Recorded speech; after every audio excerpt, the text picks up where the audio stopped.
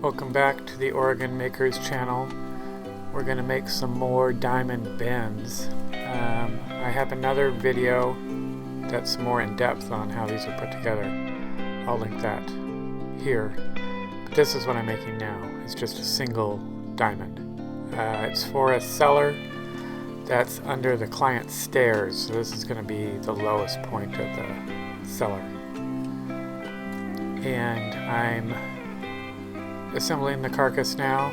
I'm using the boards for the bottom to kind of space everything out. And the toe kick, you can see there with the pocket holes going vertically and horizontally. So I'm just going to put in the bottom board, make sure everything is square, and I'm using pocket hole screws, which I buy in bulk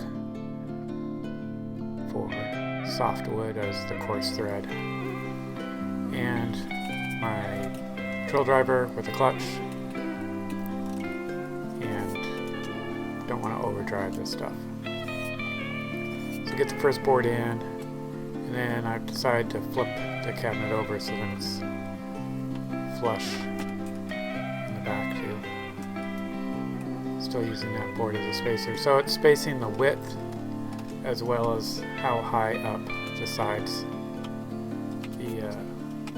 that shelf is going to be.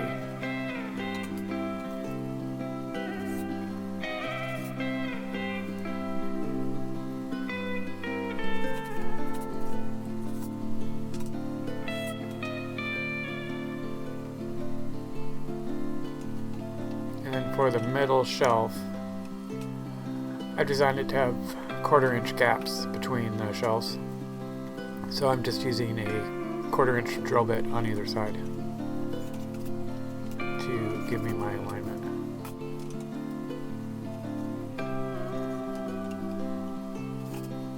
And bottom shelf is good.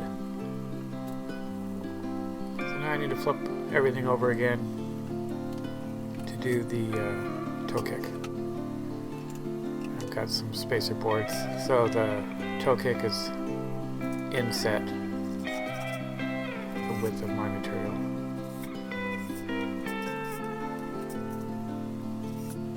And then driving the screws into the shelf for a good strong base.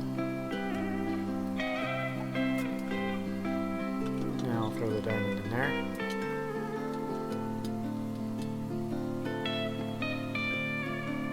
Get it centered, and then we'll put the top on.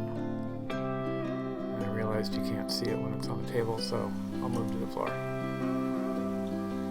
So fiddling around, getting it in the right spot, and I decided, you know what, I'll just let gravity line it up there and just drop my speed square on that side. So I'm lining up one corner and the other corner, and I'm using the clamp just to kind of keep the carcass sides where I want them. And you can see me loosen the clamp there to let it out. And again with the drill bits, checking my gap and then nailing it off.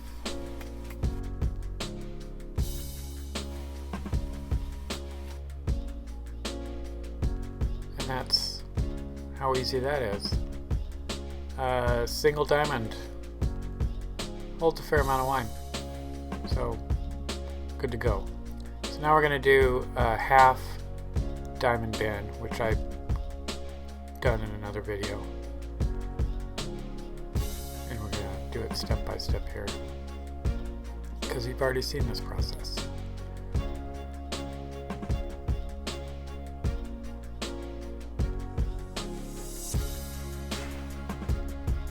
So here's the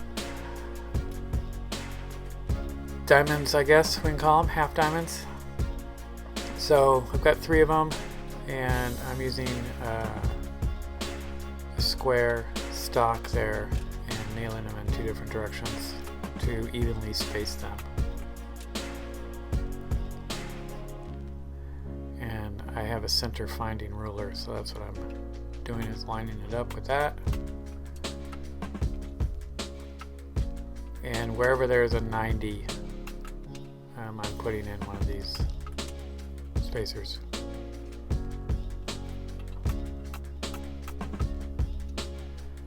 We'll flip it over and do the insides.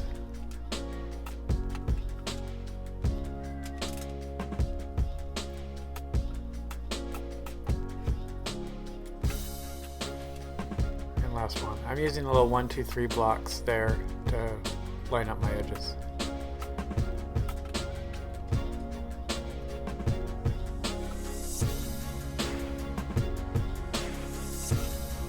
One needed a little bit of a nudge.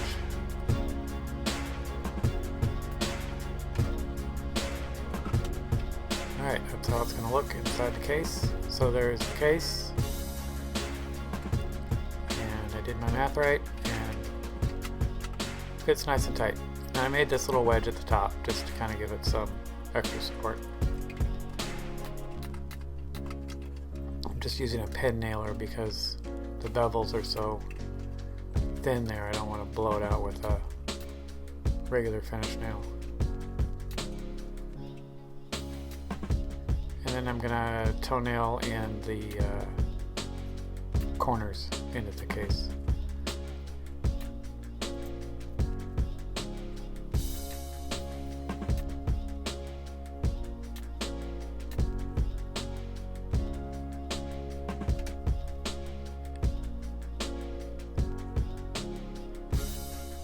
And there you go, done. Pretty easy projects for the wine cellar. Good bang for the buck because these don't use a ton of material and they hold a ton of wine.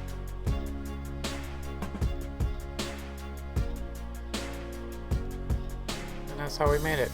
Single diamond and a half diamond band. Check out the playlist for more wine cellar projects.